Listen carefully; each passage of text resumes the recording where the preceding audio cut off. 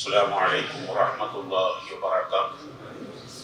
الحمد لله والصلاة والسلام على رسول الله وعلى آله وصحبه الفائزين برضا الله. أما بعد، فإن أصدق الحديث كتاب الله وخير الهدي محمد صلى الله عليه وسلم وشر الأمور محدثاتها وكل محدثة بدعة وكل بدعة ضلالة وكل ضلالة في النار.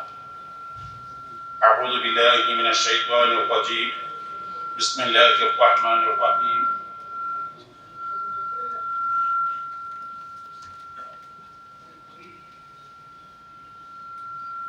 وإذ ابتلى إبراهيم ربه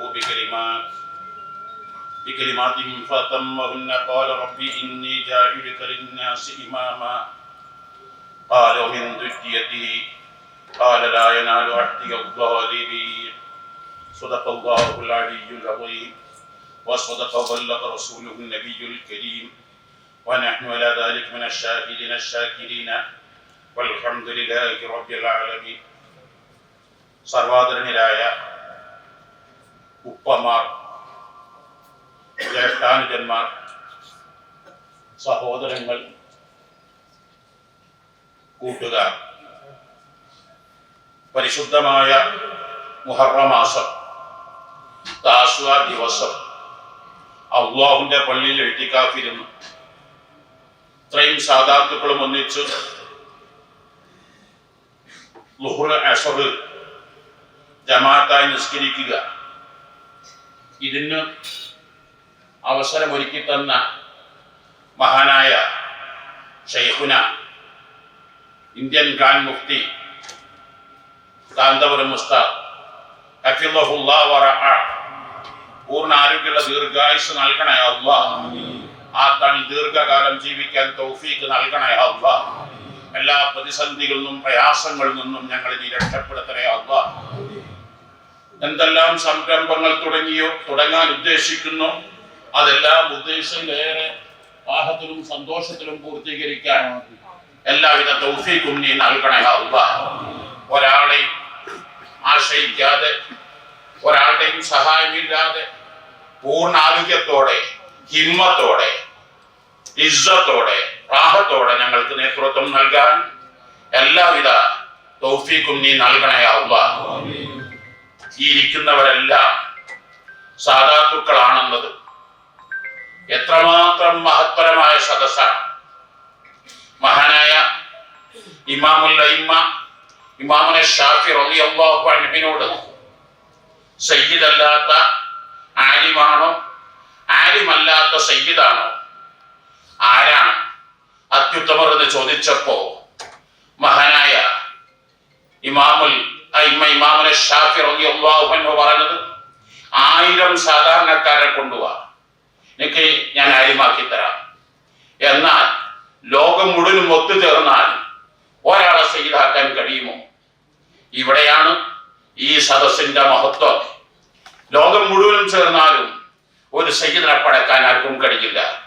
അത് അല്ലാഹു അപൂർവം ആളുകൾക്ക് നൽകുന്ന മഹാസൗഭാഗ്യമാണ്. ഈ സമയത്ത് പരിശുദ്ധമായ മുഹറം 1 വലിയ സന്തോഷത്തോടെയും ആവേശത്തോടെയുമാണ് വരവേറ്റതെങ്കിലും മുസ്ലിം കേരളയെ, മുസ്ലിം കർണാടകയെ, മുസ്ലിം ഇന്ത്യയെ വല്ലാതെ വേദനിപ്പിക്കുന്ന വാർത്തയാണ് ഉടനെ കേൾക്കാൻ കഴിഞ്ഞത്. സർവരുടെയും, കേരളത്തിലെയും കർണാടകയിലെയും എല്ലാം, എവിടെല്ലാം മലയാളികൾ താമസിക്കുന്ന അവിടെ എല്ലാം, ഗൾഫ് നാടുകളിലൊക്കെയും സർവരുടെയും ആശാ കേന്ദ്രമായിരുന്നു മഹാനായ ഖുറത്തു സാദാത്ത് സയ്യിദ് ഫദ്ൽ കോയമത്തങ്ങൾ.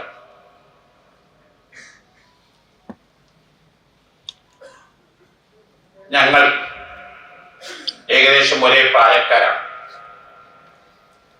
കുട്ടിക്കാലം തൊട്ടേ ജീവിതത്തെക്കുറിച്ച് നന്നായി അറിയാവുന്നതാണ്.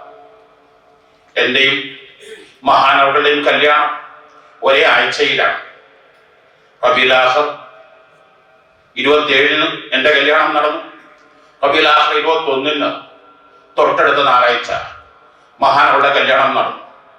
രണ്ടും നിശ്ചയിച്ചത് മഹാനായ താജുൽ ഉലമ അബ്ദുറഹ്മാൻ അൽ ബുഖാരി മഹാനവകൾ തന്നെയാണ്. കല്യാണ നിശ്ചയമൊക്കെ സാധാരണ ഞങ്ങളുടെ വീട്ടിലോ ഭാര്യന്റെ വീട്ടിലോ അല്ല, മറിച്ച് ഉള്ളാളത്ത് നിന്ന് താജുൽ ഉലമ അത് നിശ്ചയിച്ചു, വിവരം അറിയിച്ചു. അത് ഉൾക്കൊള്ളുക നമ്മുടെ തീരെ അതാണല്ലോ. എന്നാൽ കുട്ടിക്കാലം തൊട്ടേ മഹാനുള്ള ജീവിതം വേറിട്ടൊരു ജീവിതമായി. മറ്റ് സമപ്രായക്കാരെ അപേക്ഷിച്ച് അസാമാന്യ ബുദ്ധിയെന്നോ അല്ലെങ്കിൽ വലിയ കഴിവ് എന്നൊന്നും മഹാനവളെ വിശേഷിപ്പിക്കാൻ അക്കാലത്ത് കഴിയില്ലായിരുന്നു. പക്ഷേ പിൽക്കാലങ്ങളിൽ മഹാനവൾ നേടിയെടുത്ത ഒരു സയ്യിദാണ്. സയ്യിദിനുള്ള ഫളീലത്ത് ധാരാളമുണ്ട്, ഇവിടെ കൂടി എല്ലാവർക്കുമുണ്ട്. സയ്യിദിന്റെ ഫളീലത്ത് ചെറുതായി കാണുകയല്ല.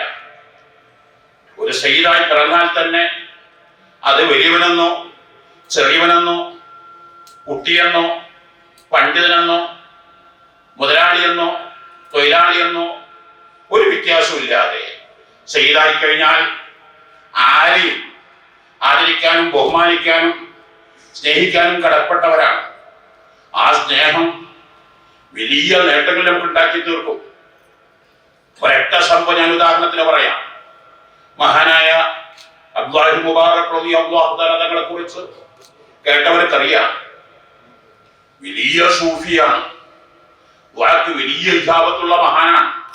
അതോടുകൂടി തന്നെ മഹാൻ അവർകൾ വലിയ സമ്പന്നനുമാണ്, കോടീശ്വരനാണ്.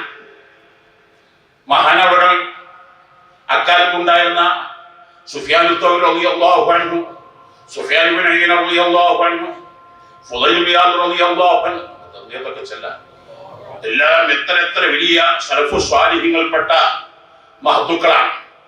സുഫിയാൻ തൗരി റളിയല്ലാഹു അൻഹു, സുഫിയാൻ ഇബ്നു ഉയൈന റളിയല്ലാഹു തആല തങ്ങളൊക്കെ എപ്പോഴും അബ്ദുൽ മുബാറക് റളിയല്ലാഹു അൻഹു, നിങ്ങൾ ഭൗതിക ജീവിതത്തിൽ ഒന്നും നിങ്ങൾ ശ്രദ്ധിക്കണ്ട, നിങ്ങളെല്ലാ കാര്യം ഞാൻ നോക്കിക്കൊള്ളും, നിങ്ങൾ സാമ്പത്തികമായി ഒട്ടും വിഷമിക്കരുത്. അവരുടെ സമ്പത്തൊക്കെ പറയാന്ന് പറഞ്ഞാൽ ഹജ്ജിന് പോകാൻ ആഗ്രഹിച്ചാൽ ഖുറാസാനിൽ നിന്ന് പോകുന്ന മുഴുവൻ ഹാജിമാരെയും വിളിക്കും. വീട്ടിൽ അതിഗംഭീര യാത്രയായിട്ട് എല്ലാവരോടും പറയും, നിങ്ങളുടെ എല്ലാ കാര്യവും ഞാൻ നോക്കിക്കൊള്ളാം. മക്ക മദീന റൂമുകൾ വേണം, താമസങ്ങൾ വേണം, ഭക്ഷണങ്ങൾ വേണം, യാത്രാ ചെലവ് വേണം. എല്ലാവരും കാശിന് സ്വരൂപിച്ച യാത്രക്ക് ചെലവ് എൻ്റെ കയ്യിൽ ഏൽപ്പിക്കുക. അങ്ങനെ എല്ലാവരും ഏൽപ്പിക്കും. അക്കാലത്ത് ഏറ്റവും നല്ല ഉയർന്ന താമസ സൗകര്യമായിരിക്കും, ഏറ്റവും നല്ല ഭക്ഷണമായിരിക്കും, എല്ലാം അതിഗംഭീരായിരിക്കും.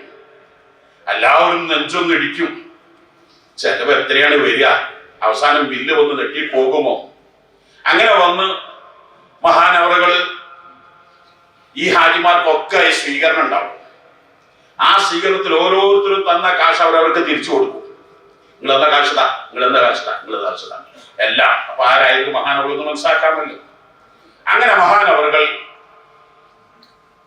മഹാനായ ഇബ്നുൽ ജൗസി റളിയല്ലാഹു തആല തങ്ങള് ദിക്റുൽ ഖവാസിൽ പറഞ്ഞായി കാണാം. കാരണം അല്ലാഹു മുബാറക് യഹുജു സന വ യബ്സു സന ഫഅല ദാലിക 50 സന, 50 കൊല്ലത്തോളം അവരുടെ ജീവിത ശൈലി. ഒരു വർഷം ഹജ്ജ്, ഒരു വർഷം അനിവാര്യമായ ഘട്ടത്തിൽ ഇസ്ലാമിനുള്ള സമരം, സമ്പത്ത് മുഴുവൻ നീക്കി വെക്കുന്നു. അങ്ങനെ ഹജ്ജ് ചെയ്യാൻ ഉദ്ദേശിച്ച ഒരു വർഷം അന്ന് ഒരാവശ്യത്തിന് വേണ്ടി കൂഫയിലേക്ക് പോയി. കൂഫയിൽ ചെന്ന് 50,000 ദീനാർ, 500 ദീനാറുണ്ട്. ഒരു ദീനാർ എന്ന് പറഞ്ഞാൽ ഒരു മിസ്കാലാണ്. ഒരു മിസ്കാൽ, ഒരു ദീനാർ എന്ന് പറഞ്ഞാൽ 4 ഗ്രാം സ്വർണത്തിലേറെ ഉണ്ടാവും. അപ്പോ 500 ദീനാർ എന്ന് പറഞ്ഞാൽ ഏകദേശം 250 പവൻ. ഇന്നത്തെ വില കൂട്ടിയാൽ ഏകദേശം 75 ലക്ഷം രൂപ വരും. അങ്ങനെ ജമാൽ ബി കൂഫ, ഈ അഷ്തരി ജമാൽ നല്ല വിലപിടിപ്പുള്ള ഒരൊട്ടവും വാങ്ങണമെന്ന ചിന്തയോടാണ് ചെന്നത്. അവിടെ മസാബിൽ ഒരു പാവപ്പെട്ട ഒരു സ്ത്രീയെ കണ്ടു. ആ സ്ത്രീയുടെ ശരീരത്തിൽ എന്തെല്ലാമോ അടിക്കൂട്ടുകൾ അടിച്ചു വൃത്തിയാക്കിയ ചിലതൊക്കെ കാണുന്നു. മാത്രമല്ല ഒരു ചത്ത പൂച്ചയുടെ തൂവലുകളും മറ്റൊക്കെ കാണുന്നു.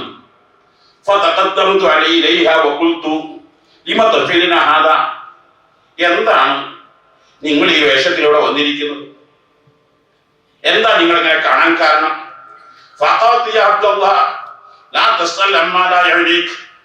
നിങ്ങൾക്ക് ആവശ്യമില്ലാതെ ചോദിക്കേണ്ട ആവശ്യം എന്താ?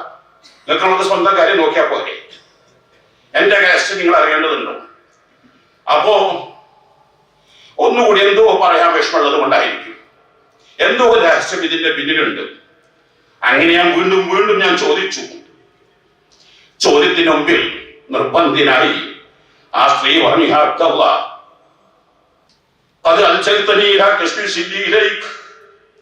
ഞാൻ സ്വകാര്യം നിങ്ങളുടെ മുമ്പിൽ പറയാൻ നിർബന്ധിതനായില്ലേ? എന്റെ രഹസ്യം ഞാൻ നിങ്ങളോട് പറയേണ്ടി വന്നില്ലേ? അനീബത്തും ഞാൻ സയ്യിദ് കുടുംബത്തിൽപ്പെട്ട ഒരു സയ്യിദത്താണ്. വലിയ അർബ വനാത്തി യഥാമ. എന്റെ ഭർത്താവ് മരിച്ചു കുറെ സമയങ്ങളായി. 4 പെൺകുട്ടികളാണ്. ദിവസങ്ങളായി എന്റെ ഉപ്പ ഇവരുടെ ഭർത്താവ് ഇവരുടെ ഉപ്പ മരിച്ചതാണ്.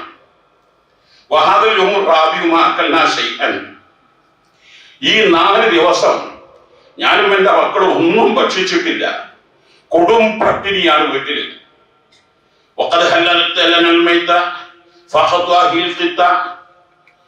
ഞാന് ഇവിടെ പൂച്ച കച്ചാത്തി കിടക്കുന്നത് കണ്ടു. എന്റെ മക്കള് ശ്വാസോച്ഛ്വാസം നഷ്ടപ്പെടുന്നത് എനിക്ക് സഹിക്കാൻ കഴിയുന്നില്ല. എനിക്ക് ഈ മാർഗത്തിൽ ചത്ത പൂച്ച ലഹലായ സമയമാണല്ലോ. ഞാൻ ആ പൂച്ച എടുത്തു, ഞാനതിനെ നന്നാക്കി, ഞാനതിന്റെ പെൺകുട്ടികൾക്ക് കൊണ്ടുപോകുകയാണ്. അവർ ഭക്ഷിക്കട്ടെ. ഇത് കേട്ടപ്പോ അള്ളാഹു മനസ്സങ്ങ് വല്ലാതെ വേദനിച്ചു.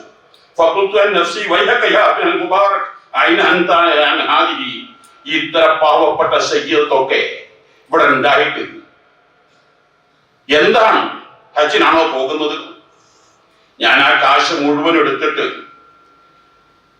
ആ മഹദിന്റെ കയ്യിൽ ആരും അറിയാതെ 75 ലക്ഷത്തോളം രൂപ ആ മഹദിക്ക് ഞാൻ നൽകി. മൻസിൽ ഞാൻ വീട്ടിലേക്ക് പോയി. എന്റെ കൽബിൽ ആ കൊല്ലം ഹജ്ജിന് കൂടെ ചിന്തയൊക്കെ, കാരണം ഞാൻ ഹജ്ജിന് പോകടുത്ത കാശായിരുന്നല്ലോ, ഇതല്ലേ ഞാൻ കൊടുത്തത്. കൂഫയിലുള്ള സംഭവം ഖുറാസാനിലേക്ക് എന്റെ നാട്ടിലേക്ക് പോയി. ജനങ്ങളൊക്കെ ഹജ്ജിന് പോയി വന്നോലൊക്കെ കാണലൊക്കെ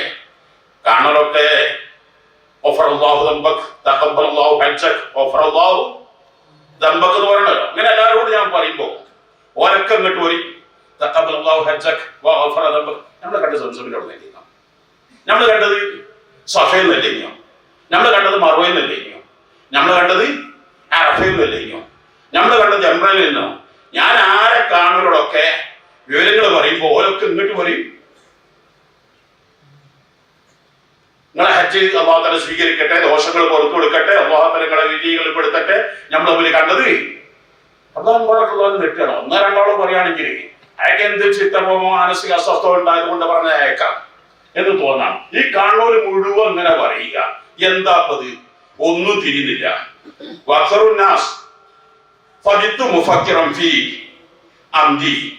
ഞാൻ അന്ന് മാനസിക എന്താ എല്ലാവരും ഇങ്ങനെ പറഞ്ഞത്? കണ്ടോരും ഒരാളല്ല, 2 ആളല്ല, 3 ആളല്ല, 4 ആളല്ല, ഏത് ഹാജ് കണ്ടാലും പറയാനുള്ളതാണ്. നമ്മൾ അവിടെ നിന്നല്ലേ കണ്ടത്, നമ്മൾ ഇവിടെ നിന്നല്ലേ കണ്ടത്, എല്ലാം ഇവിടെ നിന്നല്ലേ കണ്ടത്. അപ്പോലോ ഖബറല്ലാഹു ഹജ്ജക വശഖറ സഅയക വഅൻത കദാലിക അമാ തസ്തമഅനാ ബിക ഫീ മകാനി കദാ വകദാ വഅക്തറു നാസി അലയ്യ ഫിൽ ഖൗൽ. എല്ലാവരും ഇങ്ങനെ പറഞ്ഞുകൊണ്ടിരിക്കുകയാണ്. അപ്പൊ ഞാൻ ആകെ എന്താണിത്? അപ്പോഴാണ് ഞാൻ സ്വപ്നത്തിൽ കാണുന്നത് അഷ്റഫുൽ ഖൽഖ് സ്വല്ലല്ലാഹു അലൈഹി വസല്ലം വഹു യഖൂലു ലി യാ അബ്ദല്ലാഹ് ലാ തഅജബ് ഫഇന്നക അഖിൽത മൽഹൂഫതൻ മിൻ വലദി. അത്ഭുതപ്പെടേണ്ടതില്ല, നിങ്ങൾ ഹജ്ജ് ചെയ്തിട്ടുണ്ട്. എല്ലാ കൊല്ലം നിങ്ങൾക്ക് ഹജ്ജ് ഉണ്ട്. കാരണം നിങ്ങൾ എൻ്റെ കുട്ടികൾപ്പെട്ട ഒരു കുട്ടിയെ, പാവപ്പെട്ട കുട്ടിയെ നിങ്ങൾ സഹായിച്ചിട്ടുണ്ട്. ആയതുകൊണ്ട് ഞാൻ അല്ലാഹുവിനോട് ചോദിച്ചു, ഫസഅൽതുല്ലാഹ അൻ യഖ്ലുക മലക്കൻ അലാ സൂറതിക യഹുജ്ജു അൻക ഫീ കുല്ലി ആമിൻ ഇലാ യൗമിൽ ഖിയാമ ഫഇൻ ശൈതാൻ തഹുജ്ജ വഇൻ ശൈതാൻ ലാ തഹുജ്ജ. ഖിയാമത്ത് നാൾ വരെ എല്ലാ കൊല്ലവും നിങ്ങൾക്ക് വേണ്ടി ഹജ്ജ് ചെയ്യാനായിട്ട് നിങ്ങളുടെ രൂപത്തിലും ഭാവത്തിലും ശൈലിയിലുള്ള നിങ്ങളെ പോലത്തെ ഒരു മലക്കിനെ ഞാൻ സൃഷ്ടിച്ചിരിക്കുന്നു. കാണുന്നവരൊക്കെ വിചാരിക്കുക നിങ്ങളാണ് വിചാരിക്കുക. മലക്കുകൾ പല രൂപത്തിലും രൂപാന്തരപ്പെടുമെന്നൊക്കെ പഠിച്ചവർക്ക് നന്നായി അറിയാമല്ലോ. ഞാനിത് പറയുന്നത് അപ്പോൾ ഒരു സയ്യിദത്താകുക, ഒരു സയ്യിദാകുക എന്ന് പറഞ്ഞാൽ അത് അങ്ങനെ തുടങ്ങി കുറെ എനിക്ക് പറയാനുണ്ട്. പ്രിയപ്പെട്ട കൂറത്തങ്ങളെ കുറിച്ച് പറയും. അതിലേറെ അതോടൊപ്പം തന്നെ മഹാനവർക്കുള്ള വലിയ പ്രത്യേകതയായിരുന്നു ഇഖ്ലാസ്. ഒരു മനുഷ്യന്റെ ജീവിതത്തിൽ ഞാൻ നിങ്ങളും മാതൃകയാക്കേണ്ട ഒന്നാണ്. അഅ്സു ശൈഇൻ നസല മിനസ് സമാഇ ഇലൽ അർളി അത്തൗഫീഖ് വഅഅ്സു ശൈഇൻ സൈദ മിനൽ അർളി ഇലസ് സമാഇ അൽ ഇഖ്ലാസ്. ഖുർആനിൽ ഞാൻ നിങ്ങളും പറയുന്ന ഖൈറു, ബറക്കത്ത്, റഹ്മത്ത്, ഇസ്സത്ത്, ഫത്ഹ്, സലാമത്ത് ഇതൊക്കെ പല തവണ പറഞ്ഞിരിക്കുന്നു. എന്നാൽ സൂറത്ത് ഹൂദിൽ 88-ാമത്തെ ആയത്തിൽ മാത്രമാണ് വമാ തൗഫീഖി ഇല്ലാ ബില്ലാഹ് അലൈഹി തവക്കൽതു വഇലൈഹി ഉനീബ് എന്ന ആയത്ത് അവിടെ മാത്രമേ ഖുർആനിൽ തൗഫീഖ് ഉള്ളൂ. ഈ ഹാഫിദുകൾ നിങ്ങൾ ആരെങ്കിലും ഉണ്ടെങ്കിൽ സൂറത്തുൽ നിസായിൽ ഇല്ലാ തൗഫീഖൻ മിൻ നിസാഅൻ ഇല്ലെന്ന് ചോദിക്കരുത്. ആ തൗഫീഖ് ഈ മനാക്കല്ല. ആ തൗഫീഖ് അവിടെ യൂണിറ്റി, ഐക്യം, ഒത്തൊരുമ എന്നുള്ള മനാക്കാണ്. ഈ ആശയത്തിൽ ഖൽഖുൽ ഖുദ്റത്തിനെ കാണാൻ നല്ലതിലേക്ക് അവസരം സൃഷ്ടിക്കാനുള്ളത്. ഞാൻ സംഭവം ഓർക്കുകയാണ്. മഹാനാ താജുൽ ഉലമ അബ്ദുറഹ്മാൻ അൽ ബുഖാരി എപ്പോഴും പറയുന്നൊരു വാക്കുണ്ടായിരുന്നു. മഹാനവർ ഞങ്ങളുടെ കുടുംബത്തിൽ വിളിക്കുക ചേർഞ്ഞാക്കാന്നാണ്. കാരണം ചെറിയ കുഞ്ഞിക്കോയത്തങ്ങൾ എന്നാണ്. മഹാനുള്ള ചേട്ട സഹോദരൻ ഉണ്ടായിരുന്നു. അത് വലിഞ്ഞാക്കാന്ന് വിളിക്കല്. വലിയ കുഞ്ഞിക്കോയത്തങ്ങൾ എന്നാണ്. അതുകൊണ്ടാണ് ഇവര് ചെറിഞ്ഞാക്കാന്ന് വിളിക്കേണ്ടായ കാരണം. മഹർ വഫാത്തായ അത് 1986-ലാണ്. താജുലുമിന്റെ ഇഖ്ലാസ്, ധൈര്യം നമുക്ക് എല്ലാവർക്കും അറിയാം. അതിന്റെ 10 ഇരട്ടിയാണ് ആരത് മഹാനവളുടെ അല്ല, താജുമിന്റെ ചേട്ടൻ വെലുഞ്ഞാക്ക, വലിയ കുഞ്ഞിക്കോയത്തങ്ങൾ. അപ്പൊ മന്ത്രി അഹമ്മദ് കുരിക്കൾ പണ്ട് കാലത്ത് അവരെ മകളെ കല്യാണം കഴിഞ്ഞത് കരുവന്തിരുത്തിയിലേക്കാണ്. പണ്ട് കാലത്തൊക്കെ വലീമത്തുൽ ഖിത്താന് നന്നാക്കി അർഷക ചെല്ലും. പഴമതല്ലൂർമോട്ടല്ല അവസ്ഥ. വലിയ മൗലൂന്റെ അപ്പൊ ആ അർഷക ചെല്ലുമ്പോഴാണ് ബാർബർ എന്നിട്ട് എല്ലാവരും കയ്യിൽ പിടിക്കുക. എന്നിട്ട് ആ അർഷകന്റെ ടൈമിലാണ്. അങ്ങനെ മന്ത്രി അഹമ്മദ് കുരിക്കളുടെ വീട്ടിലാണ് മൗലൂദ് നടക്കുന്നത്. അഹമ്മദ് കുരിക്കളാണ് നേതൃത്വം നൽകുന്നത്. അപ്പം നാട്ടിലും പരിസരങ്ങളും എല്ലാ സമ്പന്ന നേതാക്കളും ആ വേദിയിലുണ്ട്. അത് കണ്ടിട്ട് മന്ത്രി അഹമ്മദ് കുരിക്കൾ പറഞ്ഞു, അല്ലാഹു തആല സുന്നത്ത് ജമാഅത്തിനെ ഇങ്ങനെ ശക്തിപ്പെടുത്തണേ അല്ലാഹു. സന്തോഷം കൊണ്ട് അഹമ്മദ് കുരിക്കൾ വായിരുന്നു. അതില് മഹാനവർ ആര് താജുമയുടെ എന്താണ് പറഞ്ഞത്? ആരോടാ ചോദിക്കുന്നത്? മന്ത്രിയോടാ പറഞ്ഞത്. എന്തിനാ പറഞ്ഞത്? സുന്നത്ത് ജമാഅത്തിനെ ശക്തിപ്പെടുത്തണേന്ന് ദ്വാരത്തിന് ആർക്കും ഉത്തരം കിട്ടും. മന്ത്രി തെറ്റൊന്നും ചെയ്തില്ലല്ലോ. മന്ത്രി അഹമ്മദ് കുരിക്കളെ പറ്റി നല്ലൊരു കാര്യമില്ലത്. ആർക്കൊന്നും തിരിയില്ല. എന്താ കൂടെ തെറ്റ് ചെയ്തിട്ടില്ലോ. അതില് മഹാനവളൊന്ന് വിശദീകരിച്ചു. അത് അല്ലാഹു തആലയുടെ കാര്യമാണ്. അതിന് ദ്വാരക്കേണ്ടത് ഞങ്ങളെ കൊണ്ട് സുന്നത്ത് ജമാഅത്തിനെ നീ ശക്തിപ്പെടുത്തണേ അല്ലാഹ്. അപ്പൊ അല്ലാഹു തആല സുന്നത്ത് ജമാഅത്തിനെ ശക്തിപ്പെടുത്താൻ എല്ലാവർക്കും അധികാരം കൊടുക്കൂല. മഹാനാ സുൽത്താൻ കാന്തൂർ ഉസ്താദിന് നൽകിയ ആ പവർ സ്ഥാനം ലക്ഷക്കണക്കിന് കോടിക്കണക്കിന് മുസ്ലിമീങ്ങൾ ലോകത്തില്ലേ. പക്ഷെ ആ പവർ അല്ലാഹു തആല നൽകിയ ആർക്ക് മാത്രമാണ്? സുൽത്താൻ കാന്തൂർ ഉസ്താദിന് മാത്രമാണ്. പൂർണ്ണാലുകൾ ദീർഘായുസ് നൽകണേ അല്ലാഹ്. ആ ഉസ്താദ് ക്ഷണിച്ചുകൊണ്ടല്ലേ ഇവിടെ നമ്മളെല്ലാവരും വന്ന്. താജുൽ ഉലമ ഖദ്ദസല്ലാഹു സിർറഹുൽ അസീസ്. എത്ര തങ്ങന്മാരുണ്ടായിരുന്നു, ആരെല്ലാം ഉണ്ടായിരുന്നു? വരക്കൽ മുല്ലക്കോയ തങ്ങൾ ഖദ്ദസല്ലാഹു സിർറഹുൽ അസീസ്. അപ്പൊ സാദാത്തുക്കളുടെ കൂട്ട് എന്താണ് എന്നും കൂടി നമ്മൾ മനസ്സിലാക്കുക. അപ്പൊ തൗഫീഖ് എന്ന് പറഞ്ഞത് ഖുർആൻ ഒരൊറ്റ വട്ടേ പറഞ്ഞിട്ടുള്ളൂ. അതിന് കാരണം പറഞ്ഞ് അള്ളാഹു തആല എല്ലാവർക്കും തൗഫീഖ് കൊടുക്കൂല. തൗഫീഖ് അള്ളാഹു തആല അപൂർവമായ ആളുകൾക്ക് മാത്രമേ കൊടുക്കൂ. അപ്പൊ അള്ളാഹുവിൽ നിന്ന് ഒരടിമക്ക് കിട്ടുന്ന അപൂർവമായ ഒരു സാധനമാണ് തൗഫീഖ്. എന്നാ അടിമയിൽ നിന്ന് അള്ളാഹുവിന് കിട്ടേണ്ട അപൂർവമായ ഭാഗത്ത് ഇഖ്ലാസാണ്. ഇഖ്ലാസ് നമുക്കൊക്കെ പറയാൻ കുറെ എളുപ്പമാണ്. ഞാൻ സമയക്കുറവുകൊണ്ട് ഇവിടെ കുറെ പ്രസംഗങ്ങളും മറ്റും നടക്കാനുണ്ട്. അപ്പൊ ഞാനതുകൊണ്ട് ദീർഘിപ്പിക്കുന്നില്ല. അപ്പൊ മഹാനായ ഖുറത്തു സാദാത്ത് ഖുറ എന്ന് പറഞ്ഞ നാടിന്റെ പേരാണ്. പക്ഷേ അത് ഖുറത്തു സാദാത്ത് എന്ന് നമ്മളെല്ലാവരും കൂടി പറഞ്ഞാൽ വളരെ നല്ലതാണ്. ആർക്കെങ്കിലുമൊക്കെ ആക്ഷേപിക്കുന്നവർക്ക് ആക്ഷേപിക്കാനും പരിഹസിക്കുന്നവർക്ക് പരിഹസിക്കാനൊക്കെ ഉണ്ടാവുമല്ലോ. ശത്രുക്കൾ പല ജാതിയല്ലേ. അപ്പൊ നമ്മൾ ഒരു പരിഹാസത്തിന് ഇടം വരാതെ റായിന എന്ന് പറയണ്ട, മറിച്ച് കായിക പരാർത്ഥന ഒന്നുകൂന എന്ന്. അപ്പൊ ഞാൻ എല്ലാവരും പറയും ഖുറത്തു സാദാത്ത് എന്ന് പറഞ്ഞാൽ എല്ലാ സാദാത്തുക്കളുടെയും കൺകുളിർമ ഖുറത്തുൽ ഐൻ എന്നൊക്കെ നമ്മള് കിതാബ് ഫത്ഹുൽ മുഈൻ ശറഹ് ഖുറത്തുൽ ഐൻ. അപ്പൊ ഖുറത്തു സാദാത്ത് മഹാൻ അവരുടെ ജീവിതത്തിൽ ഇഖ്ലാസ്. മഹാൻ അവൾക്ക് 4 ആളെ സഹസ്രം കണക്കാണ്, 400 ആളെ സഹസ്രം കണക്കാണ്, 4000 ആളെ സഹസ്രം കണക്കാണ്, 40,000 ആളെ സഹസ്രം കണക്ക്. ൊക്കെ പറഞ്ഞല്ലോ. മനുഷ്യന്മാർ അവിടെ ഒരാളുടെ പ്രീതിക്ക് വേണ്ടി, പൊരുത്തത്തിന് വേണ്ടി, സന്തോഷത്തിന് വേണ്ടി, കബൂലിയത്തിന് വേണ്ടി ഒന്നും ചെയ്യാന്നുള്ളത് മഹാനുള്ള ജീവിതത്തിൽ ഇല്ല.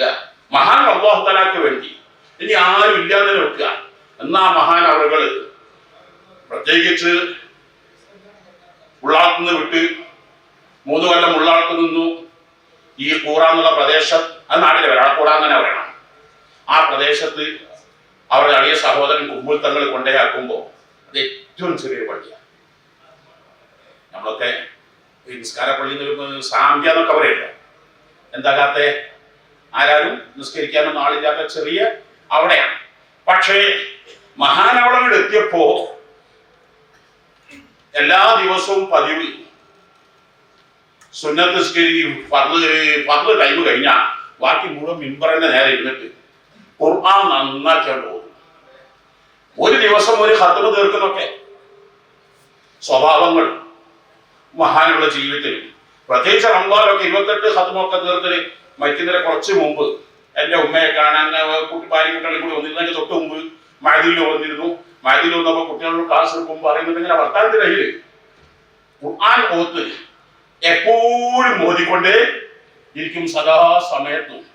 അത് ഉരുൾ ജാഹിനെ അല്ലെങ്കിൽ ഉരുൾ മാലിനെ സമ്പന്നെ കാണുമ്പോൾ ഒരു പ്രത്യേക സല്യൂട്ടടി, മറ്റവരെ കാണുമ്പോൾ ഒരു പ്രത്യേക അവഗണന. അതാരും അവരും ഒന്നുമില്ലാതെ സദാ സമയത്തും. അപ്പം മഹാൻ അവകളിൽ നിന്ന് നമ്മൾ പഠിക്കേണ്ട കുറേ പാഠങ്ങളുണ്ട്. മഹാൻ അവളുടെ സയ്യിദായി, സയ്യിദ് എന്ന് പറഞ്ഞാൽ തന്നെ ഖുറൈശ് എന്ന് പറഞ്ഞാൽ കർഷ് എന്ന് പറഞ്ഞാൽ ദാബത്തുൽ ഫിൽ അർളി തഅലു വലാ തുഅല അലൈഹി. സമുദ്രത്തിലെ ഏറ്റവും വലിയ മത്സ്യം. അതിലൊരാൾക്കും ഹൈജാക്ക് ചെയ്യാൻ കഴിയില്ല. അതാണെങ്കിൽ എല്ലാവരും ഹൈജാക്ക് ചെയ്യും. അപ്പൊ അതിന്റെ തസ്ഗീറാണ് ഖുറൈശ്. അപ്പൊ എന്താ പറയുക, ചെറിയ എന്നല്ല. കിതാബ് നന്നായി മുതാലയും പഠിച്ചാൽ അതിന് തസ്ഗീർ ചിലപ്പം തഅദീമിന് വരും. യാ ബുനയ്യ എന്ന് പറഞ്ഞാൽ നൂഹബിയെ വലിയ 110 വയസ്സായ അവരെ മകൾക്ക് യാ ബുനയ്യ എന്ന് വെച്ചാല് മോനൊരിക്കലും കുട്ടി എന്നല്ല ഈ അർത്ഥം. അപ്പം ബഹുമാന പുരസ്സരം. അപ്പൊ അതാണ് എപ്പോഴും സയ്യിദ് വേഷത്തിലും രൂപത്തിലും സ്വഭാവത്തിലും എല്ലാറ്റിലും മേലെയായിരിക്കണം. അതാണ് ഞാൻ ഓതി കേൾപ്പിച്ച ആയത്ത്. മഹാനായ അബുൽ അംബിയ ഖലീലുല്ലാഹി ഇബ്രാഹിം അലൈഹി സ്വലാത്തു വസ്സലാം തങ്ങൾക്ക് എന്തെല്ലാം പരീക്ഷണങ്ങൾ വന്നു. ചെറിയ പരീക്ഷണങ്ങളല്ല വന്നത്, നിങ്ങളൊക്കെ കേട്ടിട്ടുണ്ടാവുമല്ലോ. ഈ പരീക്ഷണങ്ങളൊന്നും പതറിയില്ലല്ലോ. 100-ൽ 100 മാർക്ക് വാങ്ങി. ഇന്റർവ്യൂ പല മോള. പണ്ട് കാലത്ത് എല്ലായിടത്തും റിട്ടേൺ CV മക്കള്. ഇപ്പൊ അതൊക്കെ മാറിയിട്ടുണ്ട്. എന്നാ 4000 കൊല്ലം അല്ലാഹു തആല ഇബ്രാഹിം നടത്തിയ ഇന്റർവ്യൂ റിട്ടേൺ പരീക്ഷ അല്ല, വൈവ ടെസ്റ്റ് അല്ല, കുറെ പരീക്ഷണങ്ങളുടെ ഈ പരീക്ഷകളിലൊക്കെയും 100 മാർക്ക് ഇബ്രാഹിം അലൈഹി സ്വലാത്തു വസ്സലാം തങ്ങൾ അബുൽ അംബിയ വാങ്ങി. അപ്പൊ ഇബ്രാഹിം നബിക്ക് അങ്ങനെ സമ്മാനം കൊടുക്കണോ നിർബന്ധല്ലേ? ആ കൊടുത്ത സമ്മാനാണ് ഇനി ജാഹിലിക്കലിന്നാസി ഇമാമ. ലോകമെമ്പാടുള്ള മുസ്ലിമീങ്ങൾക്ക് നല്ല അവിടെ പറഞ്ഞ വാക്കൊക്കെ ലോകമെമ്പാടുള്ള എല്ലാ ജനങ്ങൾക്കും നിങ്ങളെ ഞാൻ ലീഡർഷിപ്പാക്കി. ഹിന്ദുക്കൾ, ക്രിസ്ത്യാനികൾ, ജൂതന്മാര്, അബ്രാഹിം പല പേരിലായി എല്ലാവരും വാനോളം വായിക്കുമല്ലോ. ഇബ്രാഹിം അപ്പൊ ഇബ്രാഹിം നബി അലൈഹി സ്വലാത്തു വസ്സലാം തങ്ങൾ കിട്ടിയ ചാൻസ് റബ്ബിനോട് പറഞ്ഞു, വമിൻ ദുരിയതി, ഇതാർക്കും പോരാ, എനിക്ക് മാത്രം പോരാ, എന്റെ സന്താന പരമ്പരകൾക്കും ഖിയാമത്ത് സന്താന പരമ്പരകൾക്കും ഈ ഇമാമത്ത് നൽകണേ. അപ്പൊ അല്ലാഹു തആല കൊടുക്കാം, നിരുപാധികമല്ല, നിങ്ങളെ കുട്ടികളായ മാത്രം പോരാ, സ്വാഭാവികം. ലാ യനാലു അഹ്ദിയ ളാലിമീൻ, നിരുപാധികത കൊടുക്കൂല, സ്വാഭാവികം കൊടുക്കുള്ളൂ. നിങ്ങളുടെ അതേ ട്രാക്കിലൂടെ. അപ്പൊ സയ്യിദന്മാർക്ക് ഒരു പ്രത്യേക ട്രാക്ക് ഉണ്ട്.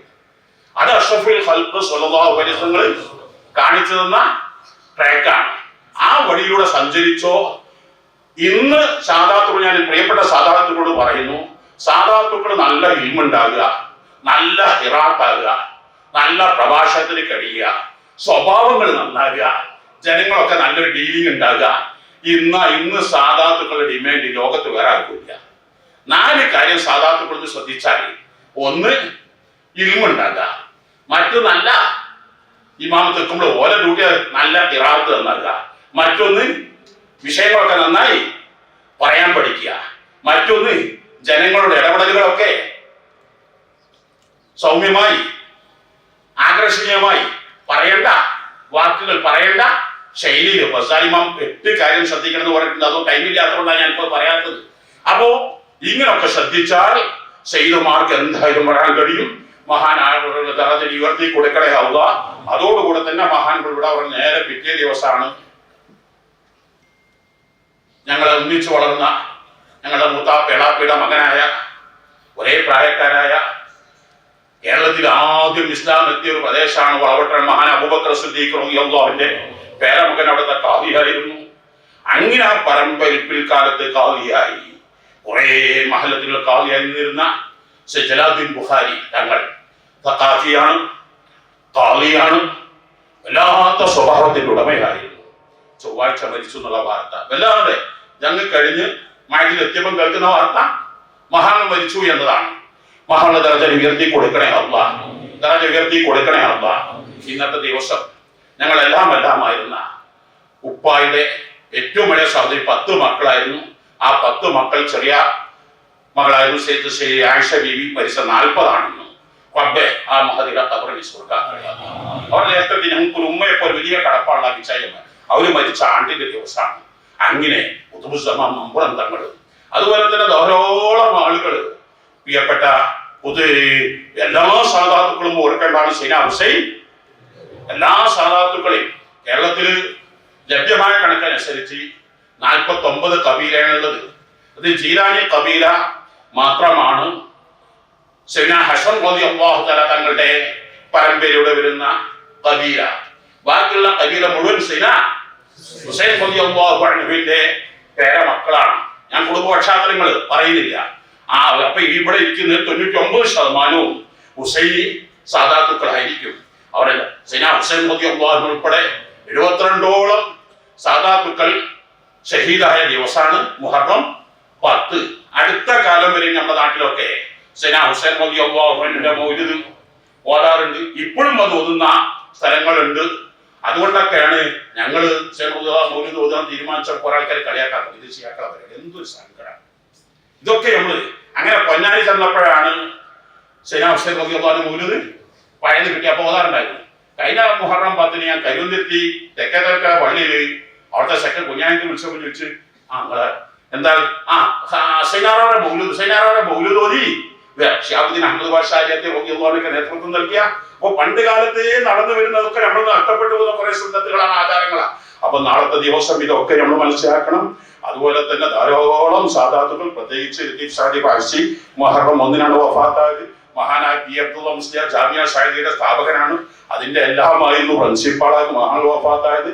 അത് തന്നെ മുത്താബയുടെ മകള് സെയ്ദ് ആയിഷ ബീവി എന്നുള്ള റജബ് ദുൽഹജ്ജ് 29-നാണ് മഹാനായ തുറാബ് തങ്ങളുടെ ഉമ്മ വഫാത്തായത്.